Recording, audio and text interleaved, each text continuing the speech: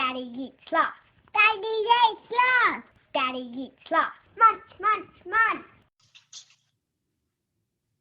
Hello and welcome to Daddy Eats Last, where we discuss the challenge of being a man in modern society and whatever the hell that even means. I'm Kane, and with Maddie on birthday duties this evening, he made a very nice cake for his little fella. It's just me and Ryan. How you doing, mate?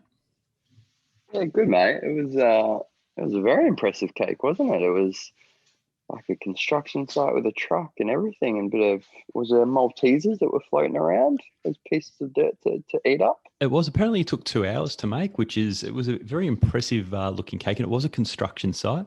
So yeah, Maddie, you did a really good job on that. I hope your little fella ate it up and everyone enjoyed it. Yeah, definitely. I wonder if he got some inspiration from old mate Hamish from Hamish and Andy back in Australia.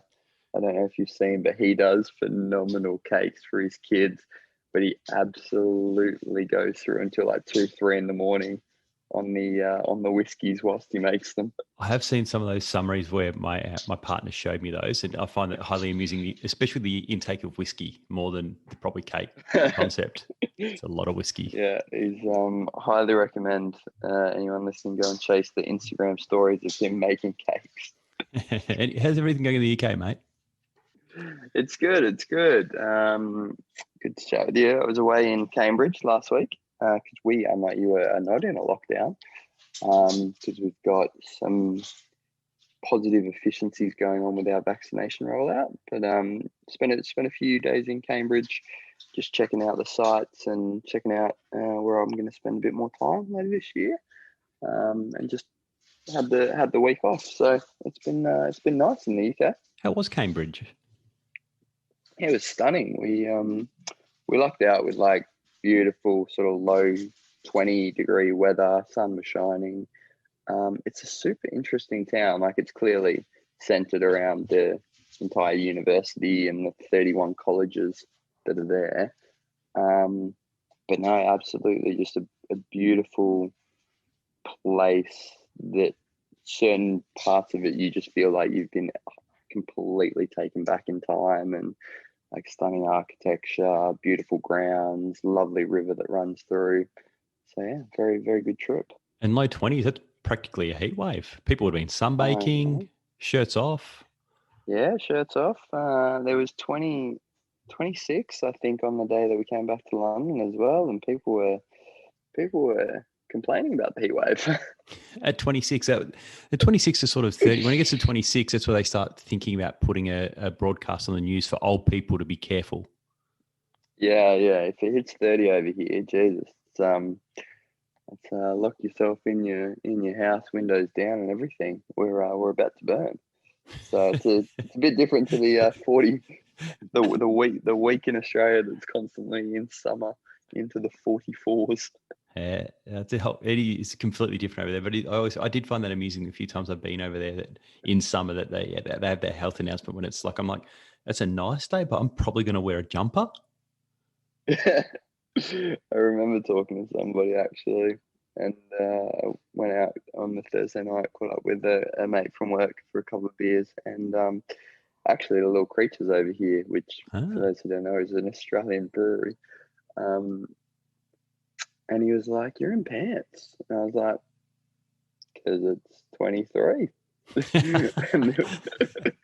and it was just like, "Oh, okay."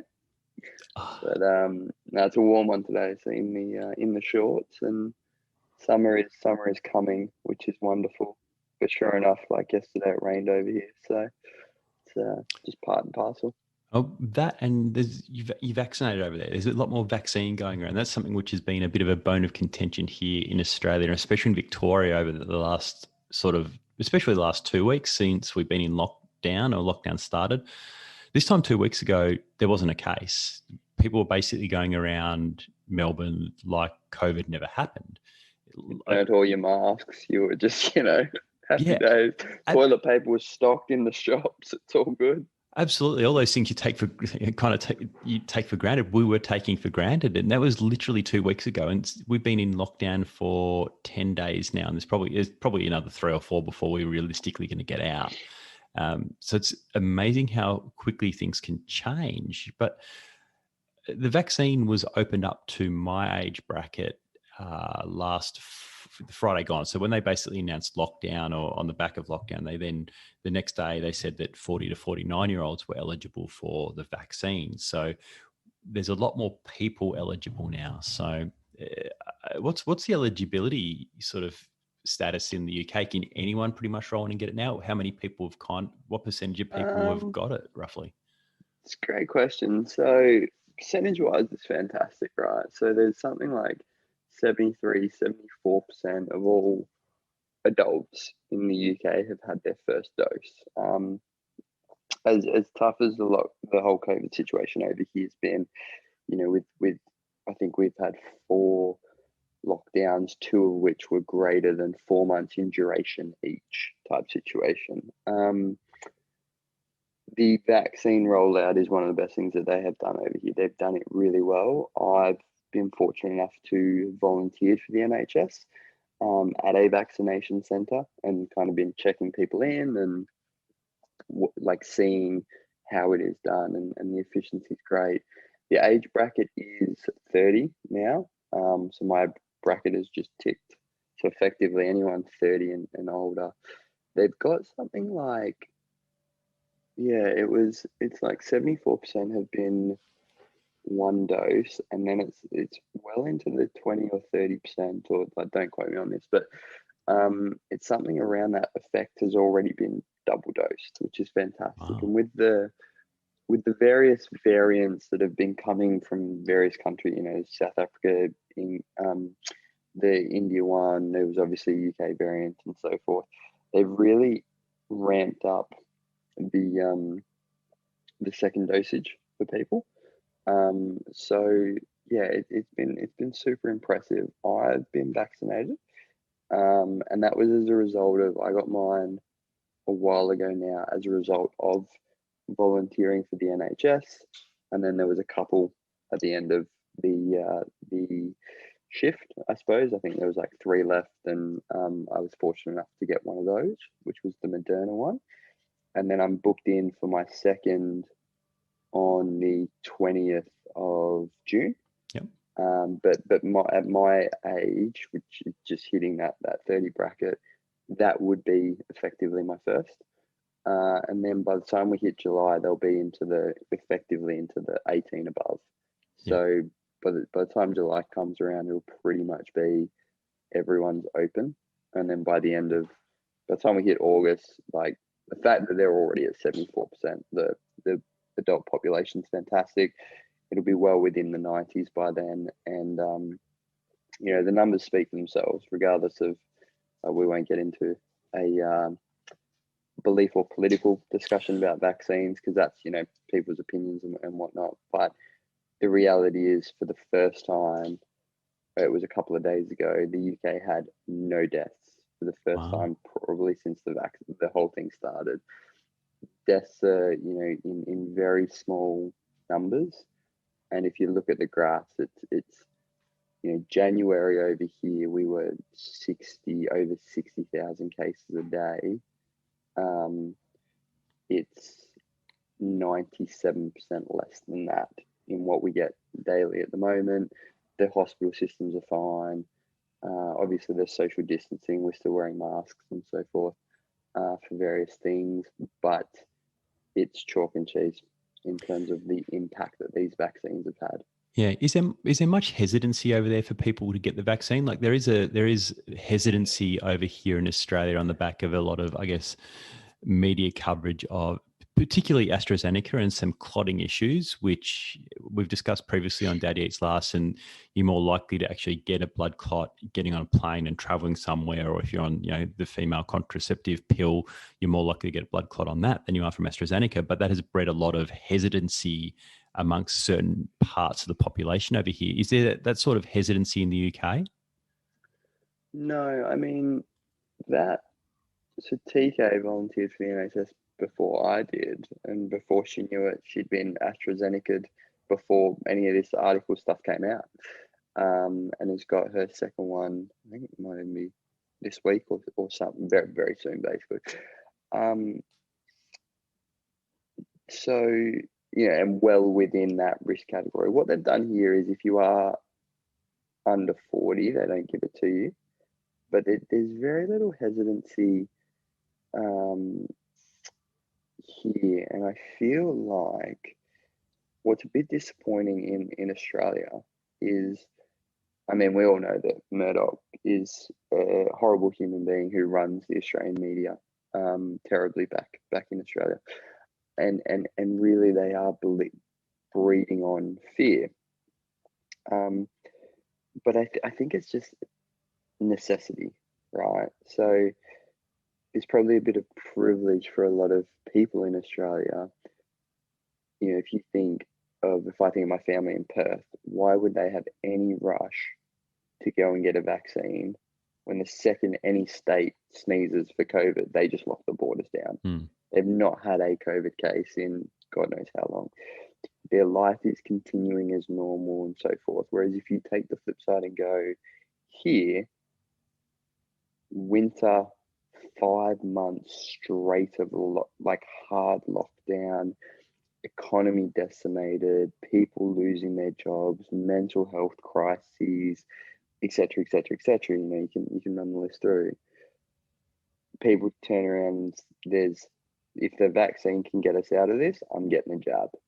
Like basically, I think that's where the big difference is. There's still conversation here around, you know, vaccines and anti-vaxxers and all that kind of thing, but it is very, very mild. Everyone's just like, charge us through as a nation, get us all there, and get us out of this hellhole. Yeah, I think you're probably right there with the difference between the UK and maybe here in Australia, where here it's very much each state seem to just treat themselves as their own sort of country, as opposed to a more, I guess, sort of country-based approach to it. But there will come a point, and the point will not be too far in the future, when everyone has been offered the vaccine. Every age bracket will be offered, and the federal government and the state governments will go, okay, everyone's had a fair chance to be vaccinated now. We're going to open up. And if you haven't been vaccinated and you get it, we're not going to be shutting the borders. It's going to be business as usual from this point, because you've had your chance to actually go and get vaccinated. And that's what and the other aspect of that is they should be pushing that the only way we can open up properly, we can go back to normal forever, is the vaccine. So the vaccine's the solution to, you know, to the problem. It's just which way you want to push it.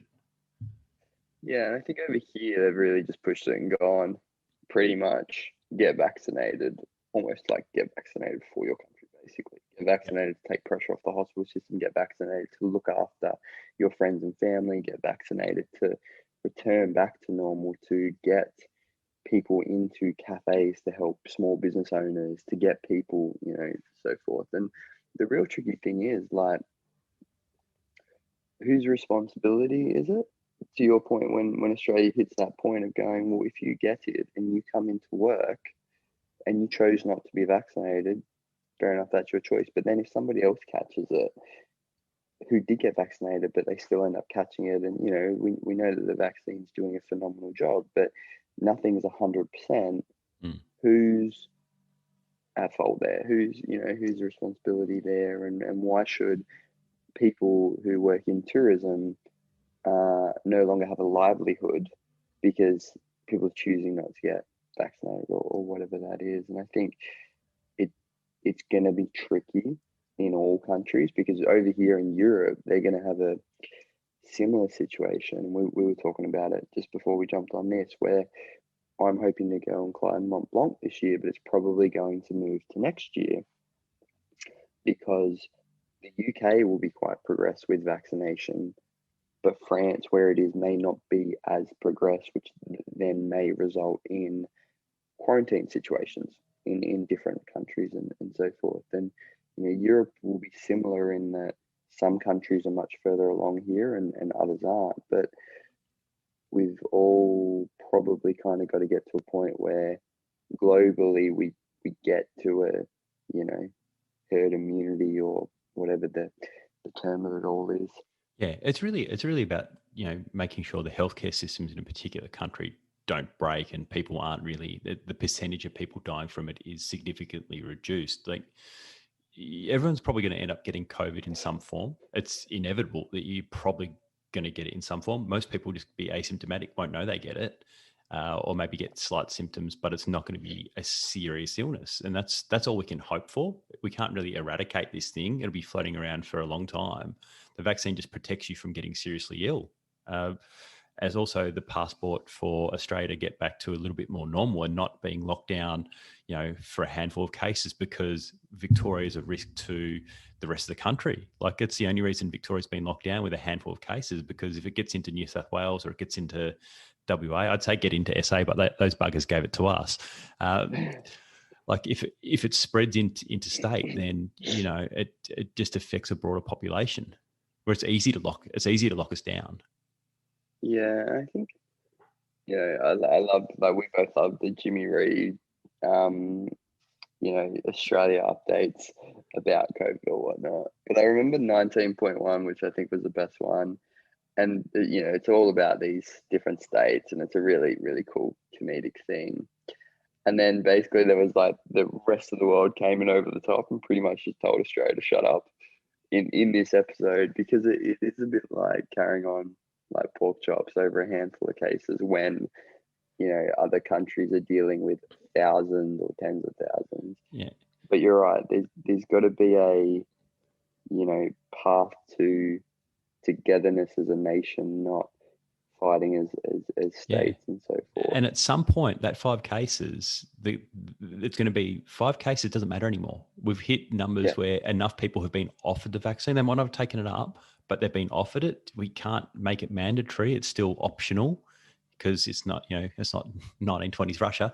So it's been offered. Everyone's had a fair chance to offer it. We've got 5 cases. Well, we're just going to roll with it. So, and as I said before, they opened it to 40 to 49-year-olds on, I think it was the Thursday. They said from the Monday you could get vaccinated as a 40 to a 49-year-old. So on the Thursday, I tried to call the hotline immediately to try to get vaccinated. Set up an appointment. Completely, melted down the phones. Like, it was 77,000 people tried to call up to book a time. Next morning, I started calling from 8 a.m. when it opened to 8 p.m. I called 142 times that day to try to book a call. It's a pretty easy process. You dial the number, you push one, and then it'd say, listen, you can't get through at the moment, try again later. So it wasn't an onerous amount of time to do it, but it was 140 odd calls. There was an online booking system, try to do that, and you'd get caught in infinite loop. So the booking system to even try to get vaccinated was hopeless, utterly hopeless. I eventually got through and left my name to be vaccinated at the closest location, which was the Alfred, only by appointment. They'll give you a call back in, within 48. I think they said 36 hours. Very clear, it's between 24 and 36 hours. And this was on last Sunday. They called me up yesterday, so 6 days afterwards, to actually book my appointment. I said, great, can I please book my second vaccine, because I actually got vaccinated at Sandown on Tuesday. So I lined up on Tuesday at Sandown Racecourse, probably with a couple of thousand others when I got there. At 8:30 in the morning, because it takes me about half an hour to get to Sandown. At 8:30 in the morning, I checked how long the wait time was, and it said 15 minutes. I've gone, beautiful. It's 15 minutes. It might blow out to maybe 45 minutes or an hour by the time I get there. 15 minutes. Yeah.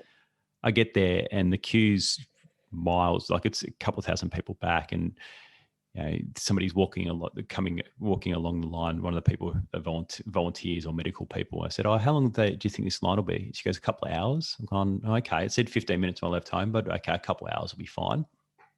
I was there at 9 o'clock when it opened, bang on 9 o'clock. Gets to about 11 o'clock. I'm like, okay. We moved forward in the line, and person comes back out and, how long do you think it'll be now? She goes, probably another couple of hours. And I'm at the front of the race course now. So like I'm almost inside the race course part, like 20 meters from the front of the race course instead of like 150 back. I've gone, okay, another 2 hours. That'll take me to 1 o'clock. I'm not going to go now. I've been here for 2 hours. I may as well wait. Sunk cost fallacy. You got to stick it out. Exactly. A couple of people left at that point. I've gone, there's no way I'm burning my 2 hours. Like it's 2 hours. I may as well just see how long it takes. I get inside the race course and it's a single file line. People, no one's socially distancing, but every single person had a mask on, which is great. So you get inside, and there's probably another hour wait inside the race course, and you snake your way up into like I guess it's like just a function room, I guess you'd call it. So you get in there, and then like the people density in this particular room, I'm like, this is not COVID compliant at all. Like everyone's got masks on, but everyone's like, it's like you're being herded in like cattle. I thought I was going to get prodded with a hot poker at one point. So at this point, it's sort of like it's past 1 o'clock, about half past one, and I finally get to the front. I get to the front, so there's probably a queue. At this point, I've waited almost 5 hours. There's a queue of probably 2,000 people outside. I'll call it 2,000 people. They've got what they call the concierge people who check people in, which is basically filling in a form. And I'm a systems person. I'll get to this in a second about the system. There are 6 people, at most 6. I think it was 5, maybe 6 people checking in people and doing the form before people get vaccinated. So there's 2,000 people outside and 6 people doing the checking in, and then there's 30 booths where you can be vaccinated, and they're vaccinating 6 people. does not go into 30. That's right. So all these people are doing on the form is facilitating your Medicare number, your date of birth, and that's it. That's all they're doing. You could have done this. Everyone's got a smartphone. People could do this like outside on a barcode. Everyone's like can QR code in. Yeah. Like this 5-hour wait could have been streamlined to basically nothing with a better system. It's just mind-bogglingly stupid rolled out vaccine, let alone the vaccine's mostly unavailable anyway. Hence why it's taken so long to get here. It's just been a complete disaster. At this point, I'm like seething, like I'm red hot. You know, I see there's like 5 people checking in. I've waited 5 hours outside. I'm seething because there's like 5 people checking in, a couple thousand. I'm like, what? This is not 2021. This is like something which would happen in the flipping 1980s. I've had to phone to try to get an appointment. It's not like it's a telethon. If you read it out on TV, I'll double my donation. And then that's too hard. So I line up for 5 hours, and there's 5 people checking in, like 2,000 people. And then I finally get my jab, and that bit's like clockwork. They just go, done. You just wait 15 minutes over there, out you go. Call out your name. It's like bingo. They call out your name. Kane Munro. I'm like, that's me. See you later, suckers. See you. Wouldn't want to be here. And I'm out of there. Like, so the whole process of the actual vaccine was about 3 minutes, a 15-minute wait and out, but it was 4 hours and 45 minutes to get to that point. Wow. Wow. It's very different over here, but I think again, it goes down to that necessity of urgency to get it right, it doesn't surprise me that there's that many people that are calling to try and get it. And what is interesting is, when Victoria goes into a lockdown, everyone's like, oh, I'm going to get a vaccine now, and it's this whole thing of being reactive rather than preventative, which is a big problem that we face in healthcare. You try and get people to be preventative. They don't until it actually impacts them there square in front and center. I'm glad to say that I had a much better experience than that, although I was one of those people checking people in, but it was phone, QR code, do you have your NHS number? On the way through, another person goes, yep, let me put you in the database that records it so that we can track this thing. And off you go. Get a jab, 15 minutes later, off you go. How were you after your jab? Did you have any side effects? I'll come back to that a little bit in a second. The bit you mentioned there about like the urgency of being vaccinated. This is my first opportunity to be vaccinated. The bit which really annoyed me was that there was clearly people who are over 50 in there who had been, had their 3 months to get vaccinated. Had months that they could have gotten vaccinated. Yeah, so the queue should have been half the length. And then, because aged care workers hadn't been vaccinated in Australia because of, whatever stupid system was in place where they weren't vaccinated. And that's why, aged care was a big problem here last year and still is a problem. They were going along the queue, who's an aged care worker? Okay, yep, you come to the front because you've been prioritised as of today. I'm like, well, that group of people should have been vaccinated, as one of the first people vaccinated. They should all be getting their second. They should have been vaccinated in February, when it would pretty much by the end of February, early March, they should have been fully vaccinated. Hotel quarantine workers should have been fully vaccinated. Over 50s had 3 months. Like, that was my first opportunity. I had to line up 5 hours, and there weren't that many sort of 40 to 49-year-olds there. There was a lot of older people there who could go to their GP and get their AstraZeneca, but they don't want to because they want to get Pfizer because they've got an there's some pretty flimsy underlying medical conditions which are allowing people to, choose what vaccine they get. I mean, it is just overly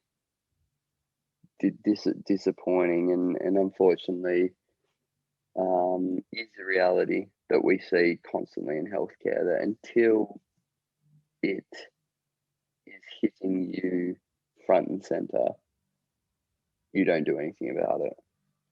There's a person that smokes 2 packs a day, gets cancer in their 60s, and then goes, "I'm going to quit." It's like, mate, don't bother.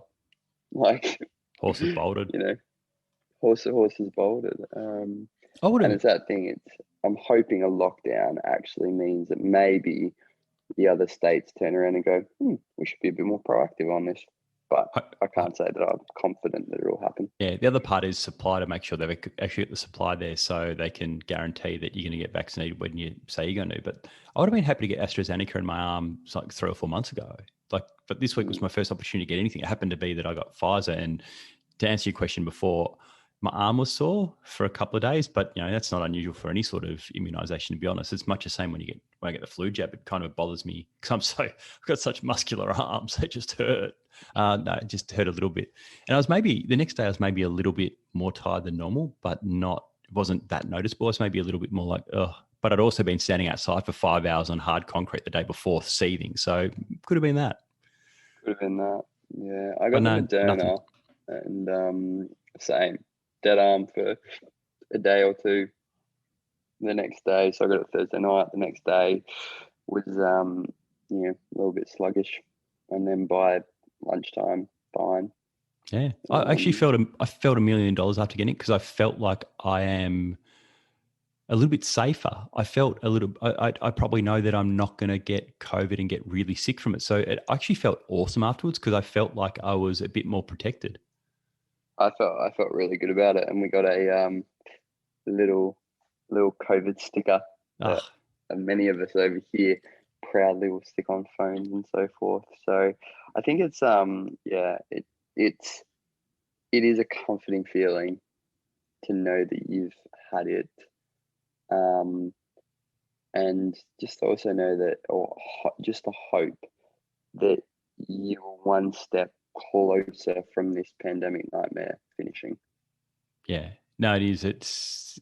I think everyone walked out of there, like everyone kind of walked out with like a kind of almost smile on their face. Like when you're in the queue, it's like, oh, this is painful, but we get a bit closer and it's like, okay, this is, and you get that sort of nervous, honestly, just beforehand, before the jab, I was like, you get that sort of little bit of nervousness because it's, it's the same as anything. Like, I've forgotten the last time I had like even a flu vaccine, like would have been last year. Like you always think, oh, is this going to hurt? No, it's just a little needle. It's not going to hurt any more than any other needle. There's that nervous excitement. Then afterwards, it's like, oh, this is awesome. I'm a little bit, in a couple of weeks, I know that I think it's the stats are, I'll be sort of 60% protected. No, it's even better than that. Because we sat down with a full nurse and everything over here with it, and it's like, no, you're actually like 90% better protected off your first jab, which surprised me because I thought it wasn't nearly as much. And the second jab's just really all about giving a boost to just maintain it. I was like, that's super impressive. Because I thought it was like, 50% and then 50% type thing. They're like, no, you're pretty much good after this. The reason that we're doing 2 is to give you boosters because we don't know how this virus will behave, etc., etc. Yeah. Like, great. That makes sense. Would highly recommend for a variety of reasons that if people have the opportunity to go and get jabbed so that we can just all get out of this much quicker. I think that's a pretty good place to wrap up this week for Dad Eats Last, because that is the best. You're a health professional, Ryan, and you volunteered at vaccination centre, so you're the voice of reason here. Remember to subscribe to Dad Eats Last on iTunes if you haven't done already, and while you're there, please leave a review. Also, tell your mates about the podcast and tell them to go and get vaccinated if they're eligible. Most of all, thanks for listening. I'll be back next week with another episode, or should I say immunisation, jabbing, of whatever you want of Dad Eats Last. It's not really a dad's joke. Get vaccinated. Catch you next week. Bye bye. Bye bye.